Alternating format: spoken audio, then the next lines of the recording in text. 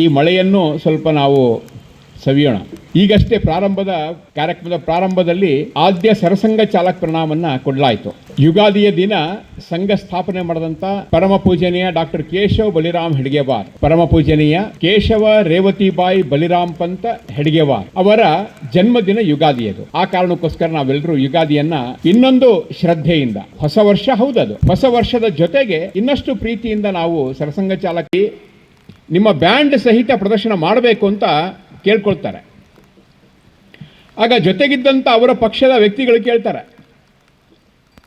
ಪ್ರಧಾನಿಗಳೇ ಏನಿದು ಹೀಗೆ, ನೀವು ಪ್ರಾರಂಭದಲ್ಲಿ ಸಂಘವನ್ನು ನೀವು ಬಹಳ ಟೀಕೆ ಮಾಡ್ತಾ ಇದ್ರಿ,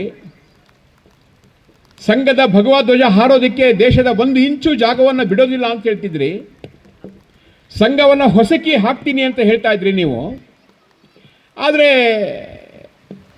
ಇವತ್ತು ಗಣರಾಜ್ಯೋತ್ಸವ ಪರೇಡ್ನಲ್ಲಿ ಸೈನಿಕರಿಗೆ ಸಮಾನವಾಗಿ ದೇಶದ ಸೈನ್ಯದ ಜೊತೆಗೆ RSSನ ಒಂದು